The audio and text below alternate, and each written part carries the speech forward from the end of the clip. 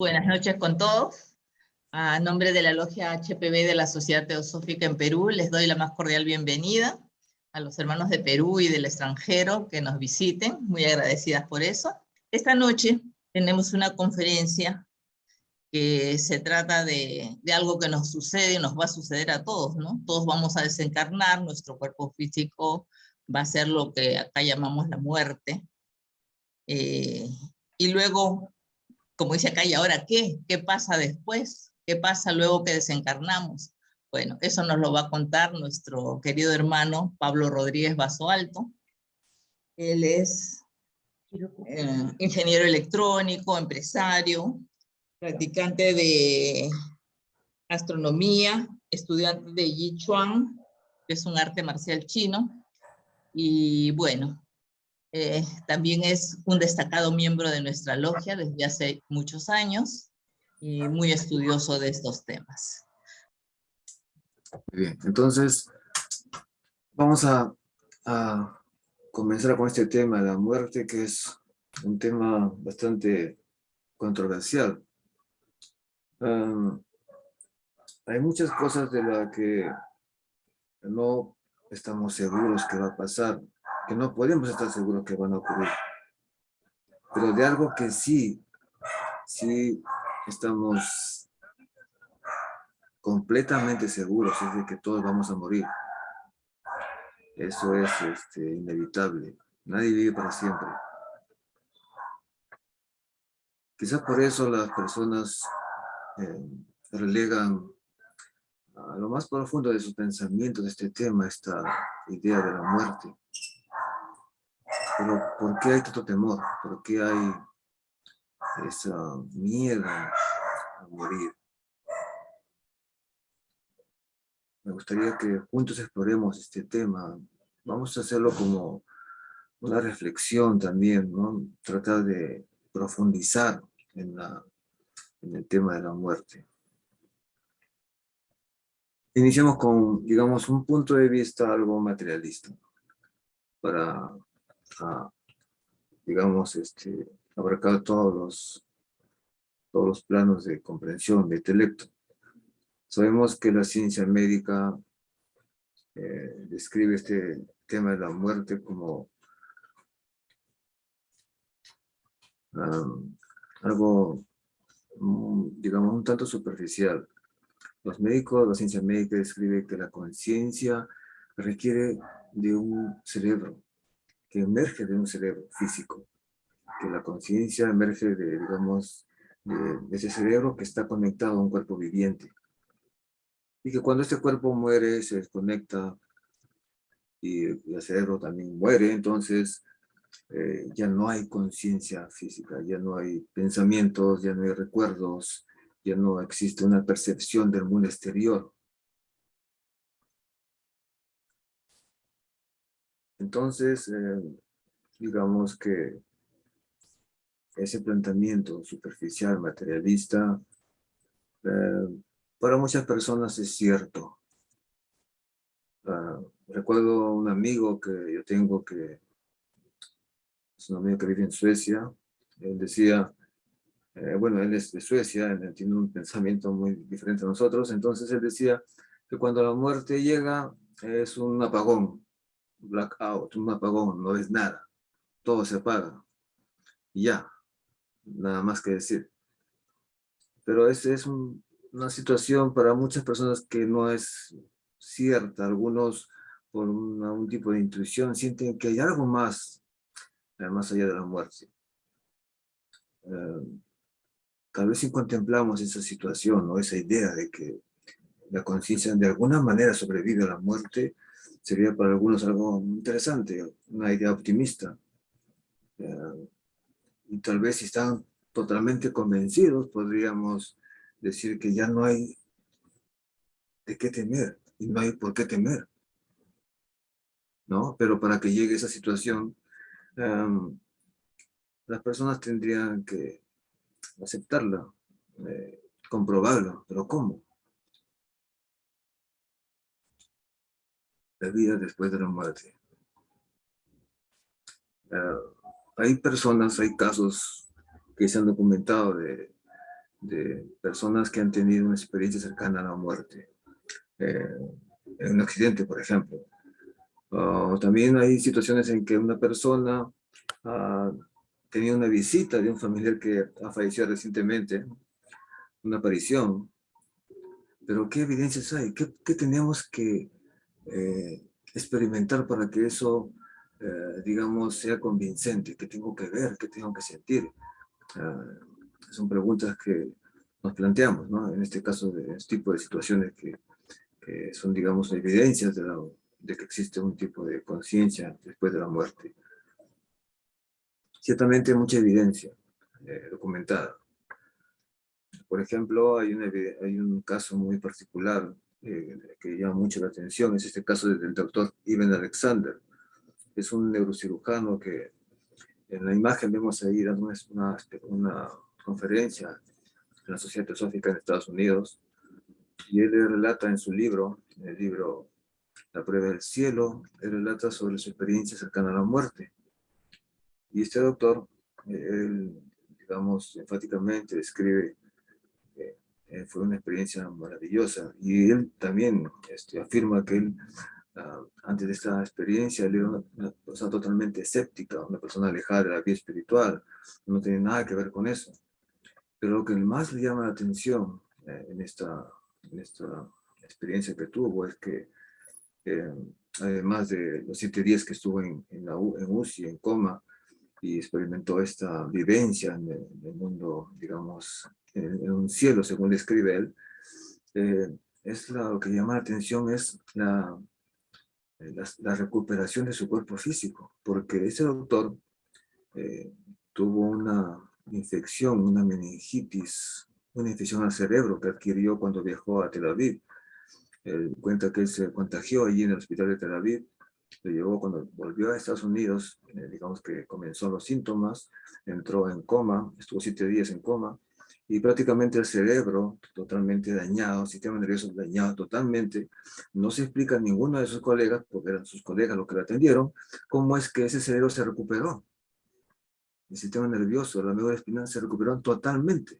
No hay una explicación, no hay explicación científica.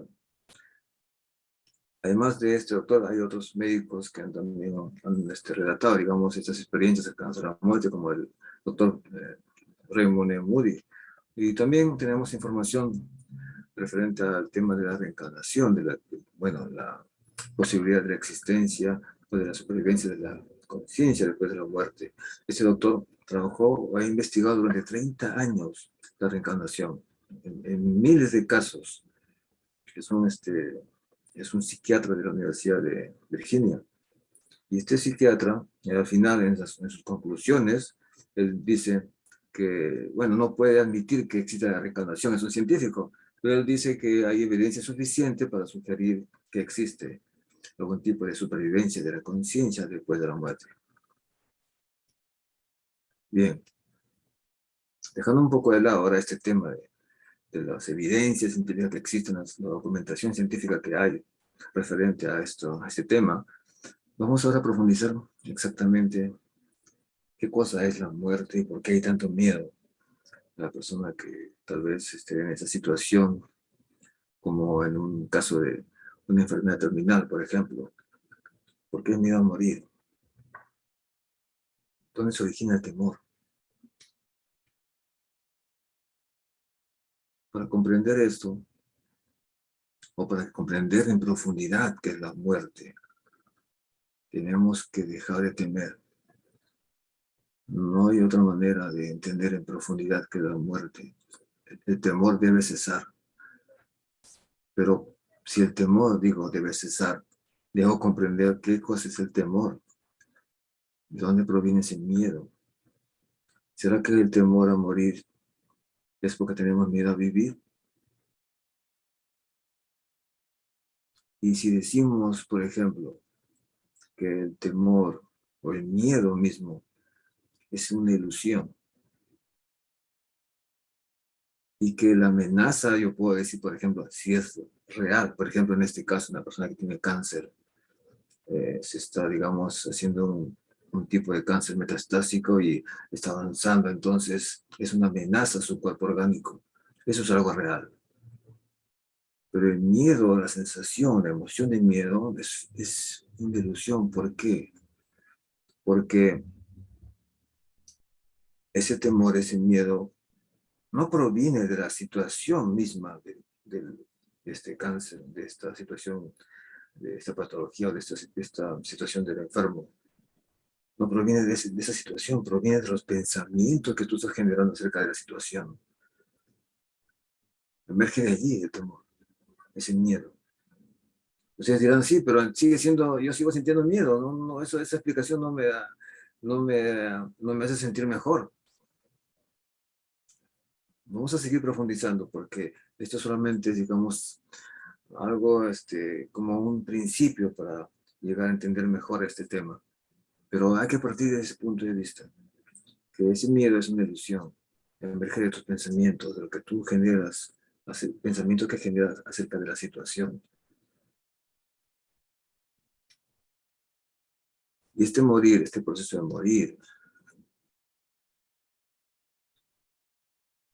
nos lleva a preguntarnos después, ¿por qué hay tanto temor? Ahora viene, digamos, otra etapa digamos, de reflexión o de profundización. Primero que todo, para entender qué cosa es morir, para, digamos, profundizar más hay que entender qué cosa es vivir. ¿A qué llamamos vivir? ¿Cuál es el significado de la vida? ¿Por qué estoy aquí? Eso es vivir. Estamos aquí. Si nos damos cuenta y exploramos en profundidad, vemos nuestra vida a través, digamos, de una película. ¿Qué cosa es lo que hemos hecho desde que tenemos uso de razón, desde que terminamos la universidad o trabajamos? ¿Qué cosa es lo que hacemos todos los días? ¿Nos hemos dado cuenta que todo es un completo desorden? ¿Todo es un caos? ¿Que tenemos que levantarnos en forma permanente y sin fin todos los días en la mañana? Levantarse, prepararse, desayunar, salir a tomar el bus o manejar, enfrentarse al tráfico, a los policías, los delincuentes, enfrentarse al jefe, los empleados, salir tarde, llegar a casa cansado y nuevamente al día siguiente lo mismo y lo mismo y lo mismo. Durante meses, años. ¿Y por qué hacemos esto? Porque es así. ¿Dónde está el significado de la vida? ¿Esta es la vida que tengo? ¿Esto es vivir? Si nos damos cuenta entonces, esto es lo que normalmente todos hacen. Y estamos atrapados en esto. ¿Y luego qué hacemos? Es algo natural que la gente después de este tipo de vida busca un tipo de escape, o un tipo de liberación de estas tensiones. Entonces llegamos, digamos, encontramos algún tipo de liberación, vemos películas, noticieros, videojuegos, no sé, todo lo que sea entretenimiento. Pero es un escape superficial a esta vida caótica. Eso es vivir. Pero aún no he contestado la pregunta clave aquí, es ¿qué es lo que muere exactamente? ¿Qué es lo que muere? ¿Qué somos nosotros? ¿Qué es ese pequeño yo, que en teosofía se llama ego inferior? ¿Qué es esa pequeña voz en mi cabeza? ¿Qué es ese pequeño yo que se identifica con lo que es? Ese pequeño yo que tiene una infinidad de datos, infinidad de memoria en su cabeza o en su mente. Memoria, recuerdos. Tienes fracasos, tienes éxitos. Estudiaste en tal escuela, trabajaste en tal sitio, tienes tal familia, tuviste tal enfermedad o tienes tal enfermedad. Este es tu perfil, este es tu Facebook.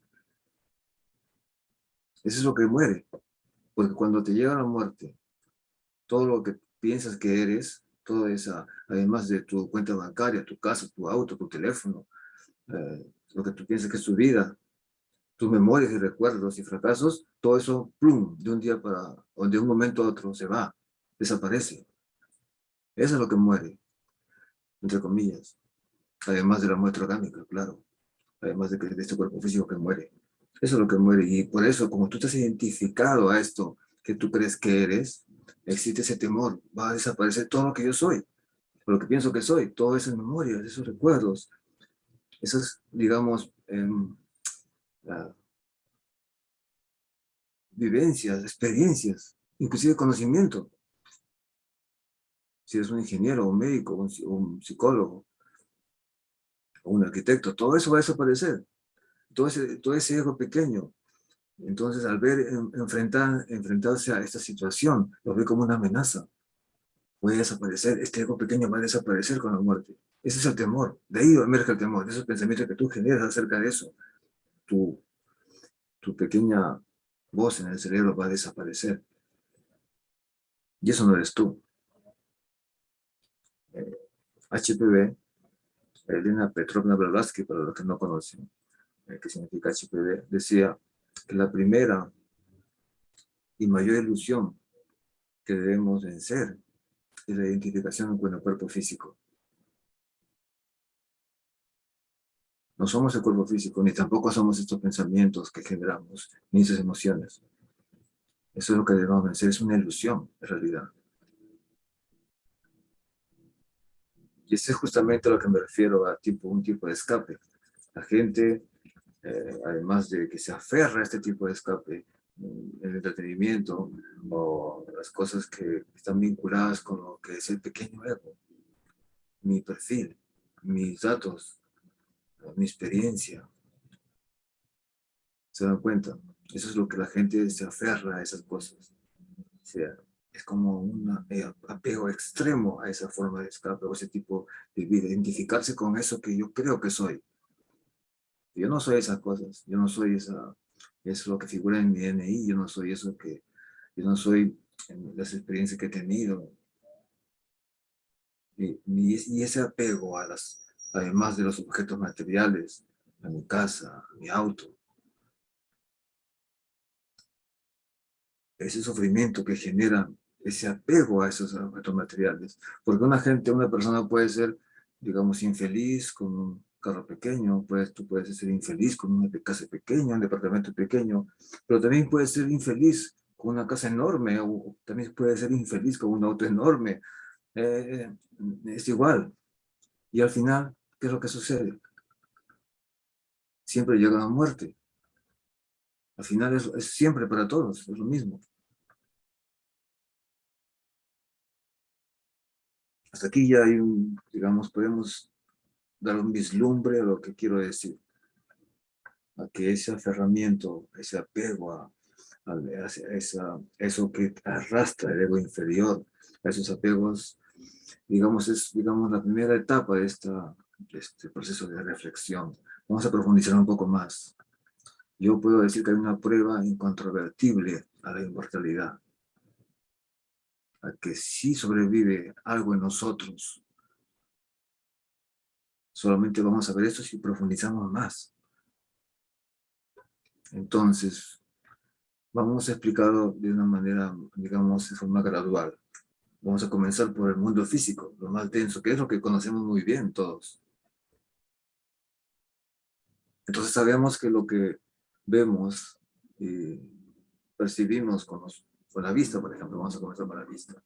Todo lo que yo percibo en este momento, mi computadora, la pantalla, la pared, la luz, las cosas en la naturaleza, los árboles, por ejemplo. ¿Cómo es que yo percibo todas esas cosas? A través de mis ojos, que son sensores ópticos en los que ingresa la luz, la radiación, el espectro visible para los humanos, porque hay un espectro invisible para nosotros, hay un espectro de luz infrarroja que no percibimos, hay un espectro de luz ultravioleta que no percibimos, solamente percibimos un espectro, un fragmento de la luz, de la frecuencia de luz percibimos. Es limitado, ¿verdad? Es limitado. Entonces, percibimos y según lo que percibimos, creamos el mundo. Yo percibo un árbol, por ejemplo, percibo un árbol como es, con ese color, esa forma, esas características, y yo así de esa misma manera percibo todo lo demás, y yo creo un mundo en mi interior, en mi mente, de acuerdo a lo que percibo. Las abejas, por ejemplo, perciben rangos de frecuencia de ultravioleta, y así otros insectos también. Hay reptiles que perciben rangos de frecuencia infrarroja. Entonces ellos, todos, cada criatura, digamos, tiene una percepción del universo, de su mundo, de su medio ambiente, según lo que percibe. Es algo limitado, es para explicar lo limitado que somos. Entonces, a partir de esa limitación, creamos, digamos, una imagen del mundo en nosotros. Por ejemplo, cuando yo me percibo en un espejo, yo, digamos, para explicarlo mejor, yo, digamos que hago una analogía y en el cerebro lo veo como una pantalla de televisión, donde se refleja esa información. Es como que recibe el receptor de la información el cerebro, como un televisor que recepciona las señales de onda. Entonces, yo me veo en un espejo y percibo una imagen. Entonces creo una imagen conceptual de mí mismo, como una imagen mental, una imagen de un concepto, una imagen conceptual de mí mismo. Y aparece ahí en mi cerebro. Y esto no solamente en el mundo, a partir del mundo físico, o sea, a partir de imágenes, de luz. También esto ocurre en el mundo psíquico. ¿Cómo es que me percibo? Con inseguridad, una persona insegura, una persona confiada, una persona irascible. Y entonces, cuando de pronto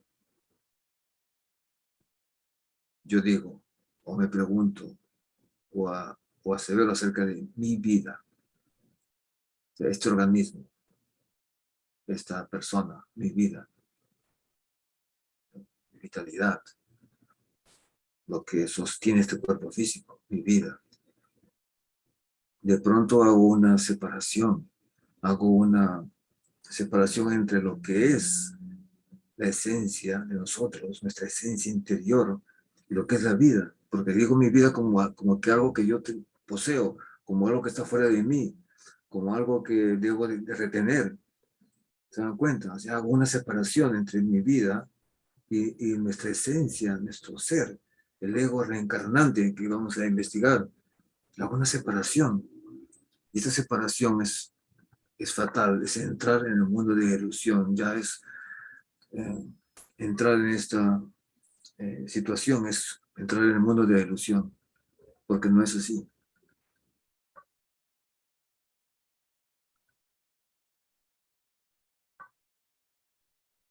Por eso que la muerte se convierte en una amenaza, porque amenaza a este ego inferior, a esta imagen conceptual que tenemos de nosotros, esta imagen. Soy una imagen, soy un cuerpo, soy una psique, o es mi psique, o es mi vida, y hago una separación entre lo que es mi vida y lo que es mi esencia. Y entonces, ¿cómo debería ser si eso está equivocado? Y no es que yo tenga una vida, no tengo una vida. ¿Cómo que no tengo una vida? No, soy la vida. Ahí está el detalle. No es que tenga algo, no puedo poseer la vida. Yo soy la vida. En Teosofía se estudia eso. No es la mónada la que se proyecta, la que necesita expandirse en conciencia y proyectarse al mundo físico a través de los vehículos, ganar experiencias. Ese cuerpo físico no estaría, digamos, activo si la mónada no lo quisiera, o no es la forma natural como es el proceso. La mónada alimenta y lo nutre a este cuerpo físico. Entonces yo soy la vida. Yo cuando digo soy, no estoy hablando de esa imagen conceptual que yo me he creado de persona, con esta cara, con esta identidad, con estas emociones. Yo soy la vida, me refiero al ego reencarnante, a lo que tú eres realmente, no a la imagen conceptual que tú te has creado. Por eso es que no es que yo tenga una vida. ¿Cómo podría poseer algo que yo soy? ¿Cómo podría perder algo que no poseo? ¿Cómo podría perder algo que yo soy? Eso es irrefutable. Y, y si tú piensas de esa manera, que tú tienes una vida que tengo que proteger, tengo que atesorar y guardar y cuidar, que es lo que me mantiene vivo, como algo separado de ti, entonces estás separado de la vida, estás separado de todos, estás separado de tu familia, separado de la gente que te rodea, estás separado del mundo, estás separado del universo. Y uno no puede vivir así. Para fines de crecimiento interior, no puede vivir así. Y cuando digo separado del universo, ¿a qué me refiero? Estamos viendo ahí en pantalla una galaxia. Es similar a la Vía Láctea, nuestra galaxia. 100.000 millones de soles brillando.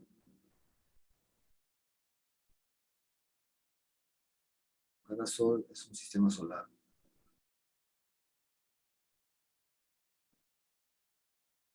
Y los soles también dicen que mueren, pero más bien se transforman. En teosofía sabemos que un sol o cada estrella es un logos. Y ciertamente cuando llega un momento determinado, ese sol o esa estrella se transforma en otro tipo de objeto estelar, por ejemplo nuestro sol, de este sistema solar, por el tamaño que tiene, en algunos miles de millones de años se convertirá en una gigante roja, un sol muy, muy grande que tragará la Tierra. Y luego de unos millones de años se convertirá en una enana blanca, en una pequeña estrella súper densa.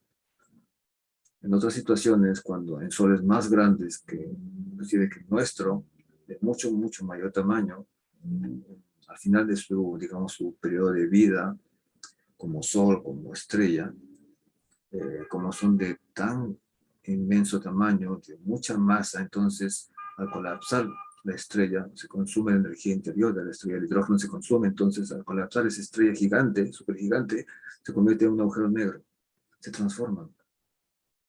Pero el universo se dice que, según los astrónomos y cosmólogos, que va a llegar a su fin. El universo va a morir, la muerte del universo. Y eso que se conoce en cosmología, de que existe o hay evidencia o modelos matemáticos y o modelos físicos que indican que el universo tuvo un origen, como un nacimiento, fíjense, tuvo un origen, hablo de la ciencia, tuvo un origen. Y los mismos cosmólogos, hay pruebas fehacientes de que este universo está en expansión. Fíjense, expansión. Hay un origen y una expansión. Y que esa expansión, ese crecimiento de ese universo, va a llegar en un momento en que se detenga la expansión. Y va a haber una contracción del universo.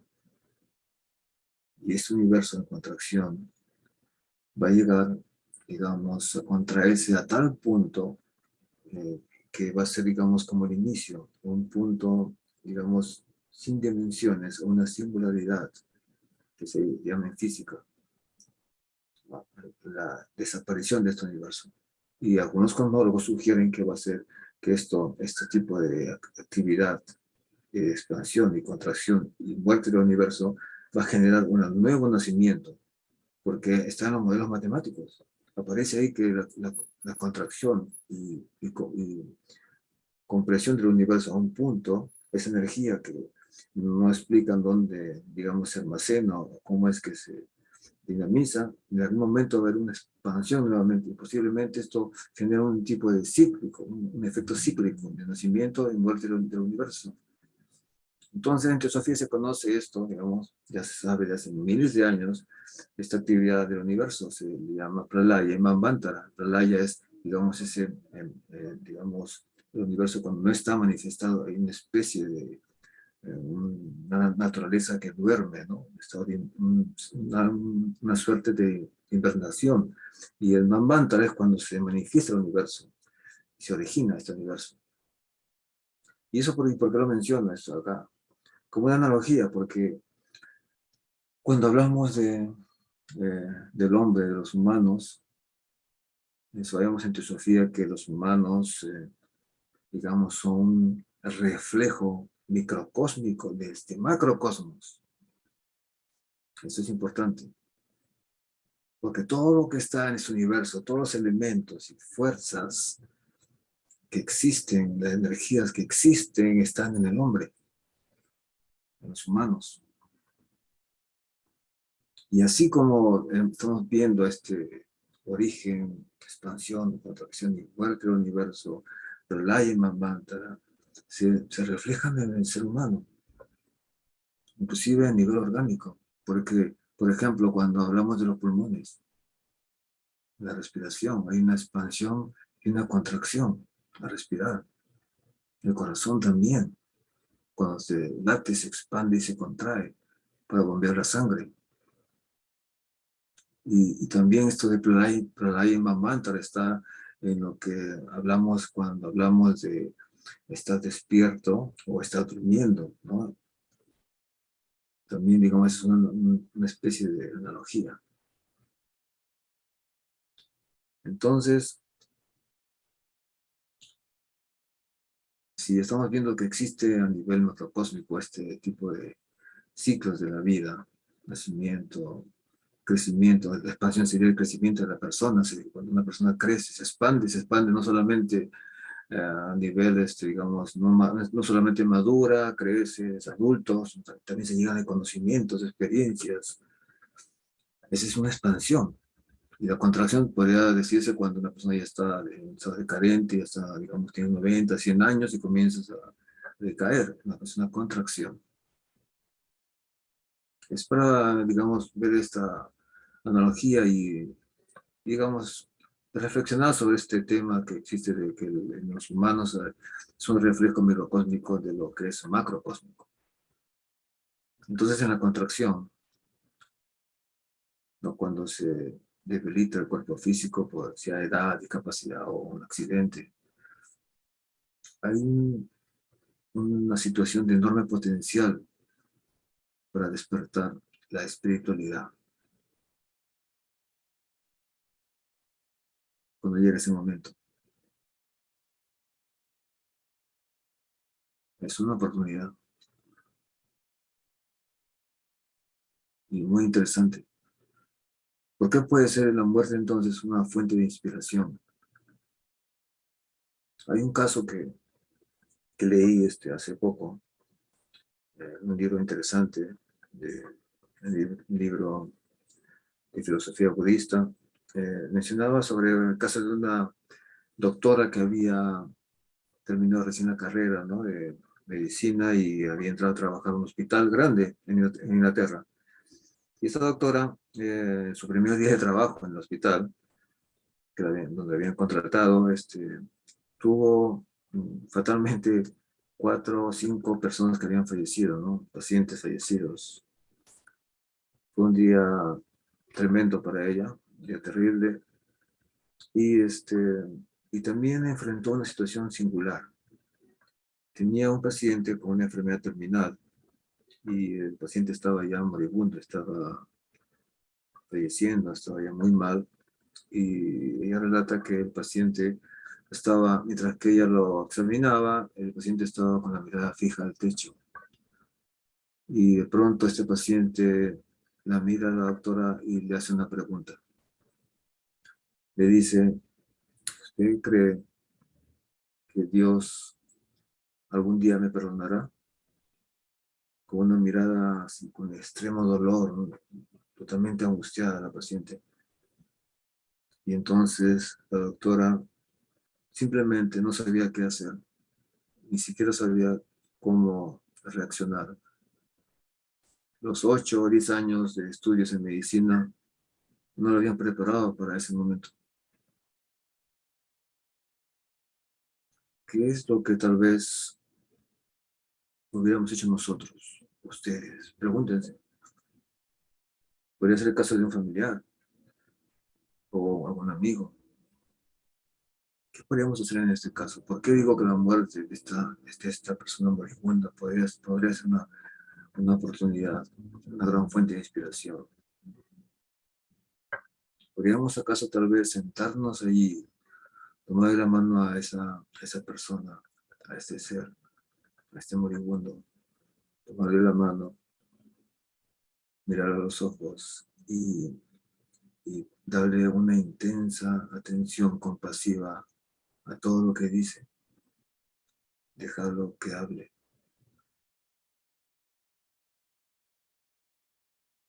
Y sabemos que no podemos inspirar a otros. Yo estoy pensando en ayudar a este paciente. No podemos inspirar a otros si no te inspiras tú primero. Pero cuando estás en esa situación y tú sabes que esa persona está sufriendo, entonces abres tu corazón, lo reconoces más que todo, te estás inspirando, lo reconoces. Sabes que es un ego encarnante como tú, con un mismo potencial para iluminarse como tú, que está en el mismo camino que tú, y que entonces en la profundidad de este ser y en mi profundidad hay una fuerza que me está llevando a esa evolución interior, a que esta alma crezca y se desarrolle. Y entonces lo reconoces así, no como una persona un paciente que está con esa enfermedad. Estás por encima de todo eso.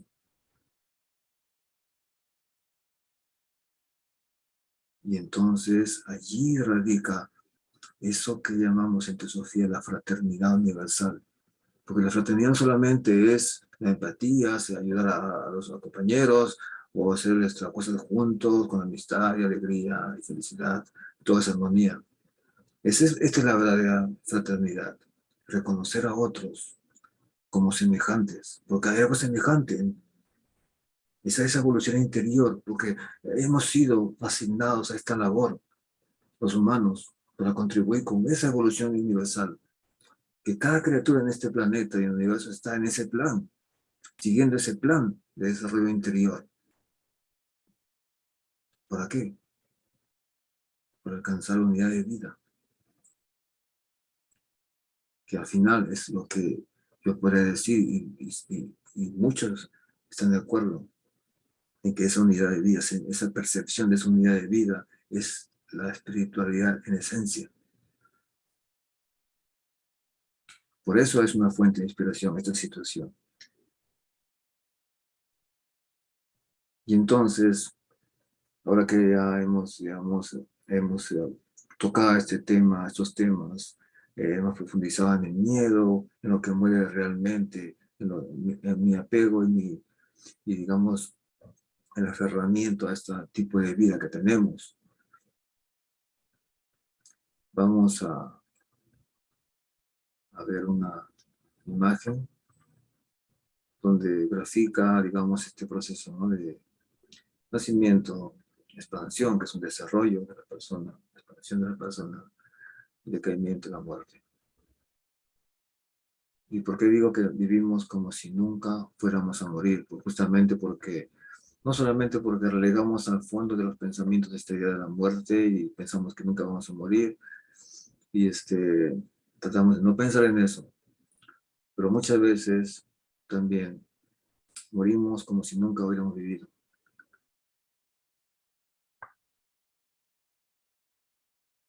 Por eso es importante ahora reflexionar que si yo me estoy dando cuenta que la gente, el temor que aparece a la muerte y esa identificación con este pequeño ego, esa pequeña voz en mi cabeza, eso que yo creo que soy, pensamientos, emociones, experiencias, fracasos y triunfos, todo eso pienso que yo soy, son apegos. Entonces, lo que yo debo hacer, si sé que cuando llega la muerte todo eso se lo van a quitar de un solo golpe. Ya no cuenta de banco, ya no auto, ya no lujos, ya no familia, ya nada. Entonces yo debo morir a todo eso para vivir realmente. Morir a los apegos que tiene. Morir a ese aferramiento, a ese resentimiento a esa persona en el pasado. Morir a esa ambición que lo corroe. Morir a los recuerdos funestos de mi vida, que los tengo como una mochila sobre mi espalda. Y eso es, morir es para vivir, porque cuando uno muere a esas cosas, no solo te preparan para la muerte, sino que es, digamos, liberarse de eso, liberarse de una manera y vivir realmente. Es algo extraordinario que debemos hacer, yo pienso. Y este proceso de, digamos, esa vida de 90 o 100 años, que, digamos, estamos viéndolo ahí en un pequeño cuadrito blanco, en este círculo, esa vida es parte de un ciclo completo, ¿no? De muchas vidas, nacimientos y muertes, nacimientos y muertes, pequeñas vidas, 90 o 100 años. Y es un círculo, al parecer interminable, como si fuera una maldición en que el hombre tuviera que morir, renacer y reencarnar y renacer todo el tiempo, sin pausas o sin fin, eternamente.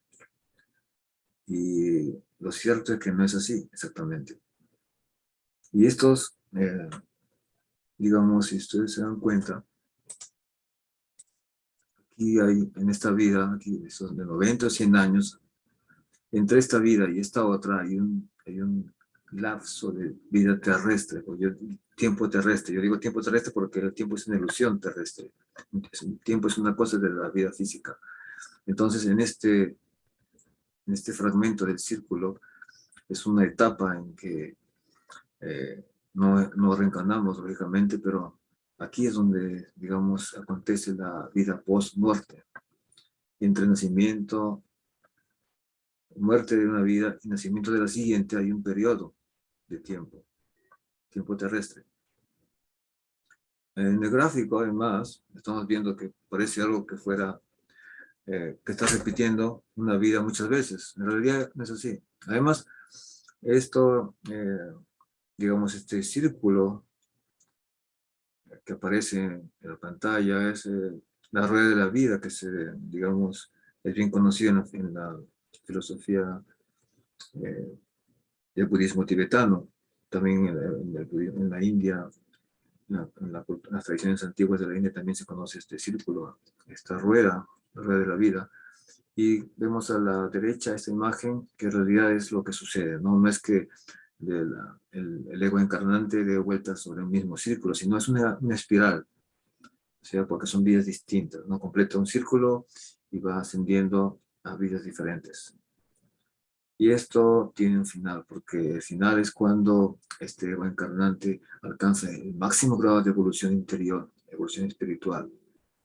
Entonces, esa suerte, nacimientos, muerte se detiene, se detiene.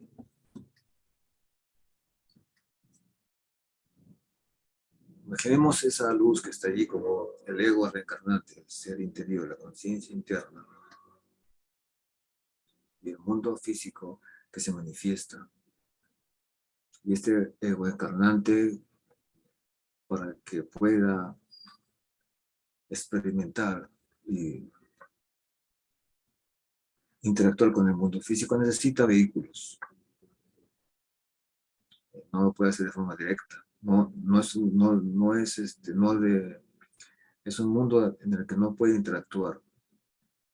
Entonces, por eso necesita vehículos de existencia, vehículos de conciencia. Y es bien consciente, Sofía, estos son 7 vehículos. Aquí solamente vamos a ver 3 vehículos. Y ahí está el cuerpo físico. El cuerpo físico percibe este universo físico, interactúa en el mundo físico. Y este vehículo físico tiene digamos, un aspecto también físico, pero no tan físico, es un poco más etérico, pero sigue siendo físico, es el doble etérico. Es como una matriz, un molde del cuerpo físico, y esa luz brillante, media violeta, grisada, es, digamos, la luz que emite ese doble etérico. Y ahí aparece una forma ovoidal, digamos, no es que sea así, pero representa, en este caso con fines didácticos, representa el cuerpo astral, el cuerpo de las emociones, que es un vehículo para que ese ego encarnante pueda expresarse en el mundo astral, que es como un universo. Y hay otro vehículo de conciencia, que es el vehículo mental, para que ese ego encarnante pueda expresarse e interactuar en el universo mental. Esto lo grafico para que, digamos, tengamos claro de que se necesita de esos vehículos de conciencia para interactuar en estos mundos. Y tienen que ver con la muerte, ahora vamos a ver. Entonces, cuando llega el momento en que la persona, después de su ciclo de vida, y, digamos, está llegando a la muerte, entonces el cuerpo muere. Ese cuerpo físico muere y queda solamente, digamos, activo por un breve periodo de tiempo, digamos, este doble etérico, que es como una batería, como una matriz. Y esta batería, en realidad, que suelta energía al cuerpo físico, desaparece. No dura muchas horas después de la muerte. No dura muchas horas. Desaparece y es por eso que a veces vemos, bueno, hay gente que dice que ha visto el fantasma del fallecido, pero en realidad es este cuerpo, este doble etérico, que asume la forma de la persona, la forma anatómica de la persona, y digamos que merodea acerca del cuerpo del fallecido. Pero al fin y al cabo desaparece, no hay rastro del doble etérico, y lo que queda solamente es el vehículo astral, el vehículo mental y el ego encarnante, ¿no? Digamos, en estos vehículos. Entonces sabemos que he hecho un gráfico muy sintetizado porque ahí vemos, digamos, tres franjas que simbolizan el mundo astral, como aparece el mundo astral, el mundo de las emociones, y arriba aparece una franja que simboliza el Devachan, o el mundo, digamos, el mundo mental es el cielo o paraíso para algunas tradiciones religiosas, pero no es que sea así, porque el mundo astral tiene muchas etapas, lo mismo que el Devachan, pero para simplificar y explicarlo de una manera más didáctica.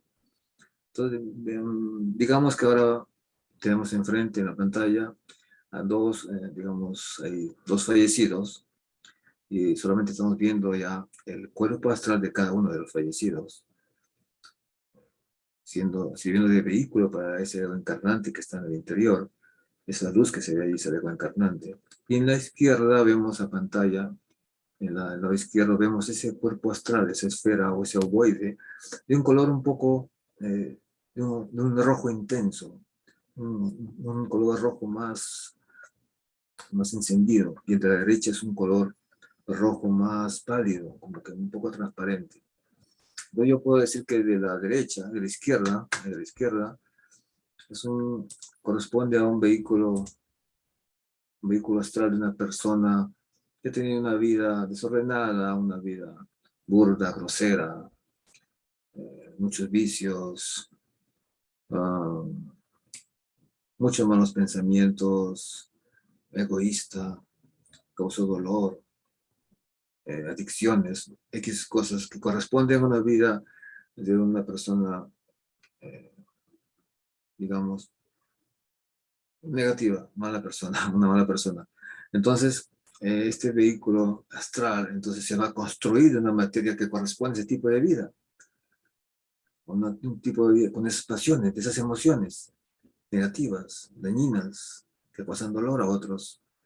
Entonces, se forma un cuerpo astral de esa naturaleza, de esa materia densa. Y cuando esa persona fallece, y entonces el cuerpo astral se mueve en el estado post-mortem, después del acontecimiento de la muerte orgánica, cuerpo astral se va, digamos, de forma automática a dirigir al mundo astral donde le corresponde, a una ubicación, un espacio que le corresponde a estas vibraciones. Si tú es una persona que tiene ese tipo de vibraciones, este cuerpo que ha vivido una vida mundana, entonces va a ir a un lugar en el mundo astral correspondiente a ese tipo de vida. Y lógicamente va a pasar ahí un largo periodo de tiempo, un largo y doloroso periodo de tiempo. Doloroso porque es como una suerte de purgatorio, una purificación que causa dolor, pero eso es resultado de una ley inflexible, porque lo que esa persona hizo, digamos, tiene que equilibrarse. No he dicho castigarse, tiene que equilibrarse. No es un castigo, es una ley, el karma. Esa persona causó un desequilibrio en el universo y ese equilibrio tiene que equilibrarse, entonces necesita pasar este tipo de sufrimiento, que al final es benéfico para todos, el sufrimiento. Se va a purificar. Entonces esa desintegración de ese cuerpo astral comienza y va a tomar mucho tiempo porque es un cuerpo muy denso, muy duro, de este tipo de materia grosera, astral. Entonces le va a tomar mucho tiempo desintegrarse, va a pasar mucho tiempo allí.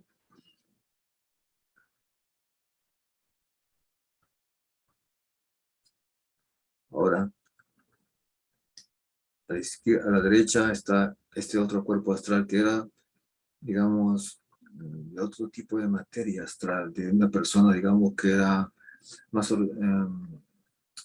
una persona con pensamientos nobles, una persona con eh, pensamientos inegoístas, una persona noble, correcta, con anhelo espiritual. Entonces ese tipo de persona forma un cuerpo astral con esas características, de ese tipo de materia más ligero. Entonces le va a corresponder una ubicación en el espacio astral que corresponde a esas características vibratorias. Lógicamente también va a pasar ahí un tiempo porque ese cuerpo astral que está ahí tiene que desintegrarse. Es una purificación. Pero como el cuerpo es ligero, digamos, si hacemos una analogía con la gravedad, no pesa demasiado astralmente, entonces eh, se eleva a esta altura, entonces como hay poco de ese cuerpo, de esa materia grosera, entonces va a ser fácil y va a tomar poco tiempo, en tiempo terrestre, eliminarse. Entonces llegará el momento que subirá al Devachan, a ese espacio mental.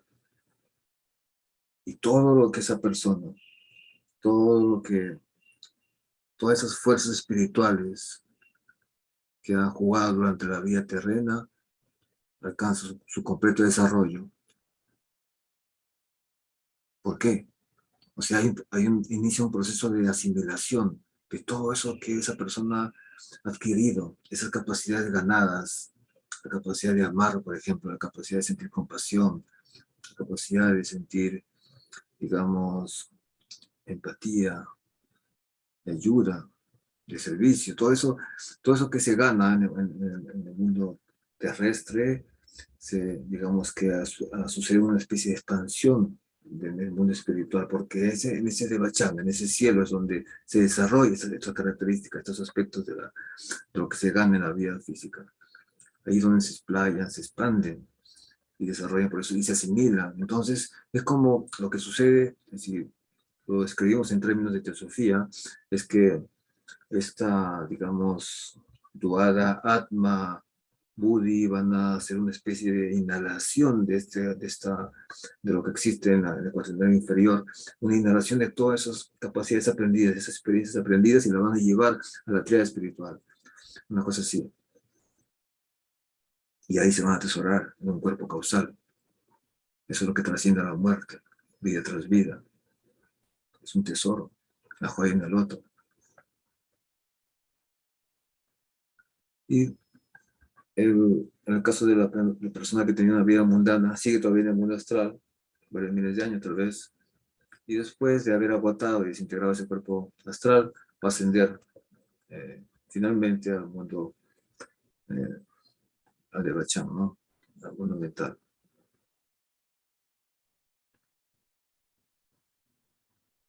Y como no tiene mucho que asimilar, no ha hecho mucho, digamos, en aspectos espirituales, no ha hecho mucho en la vida terrena, entonces no tiene nada que dejar, no tiene nada que transmutar, entonces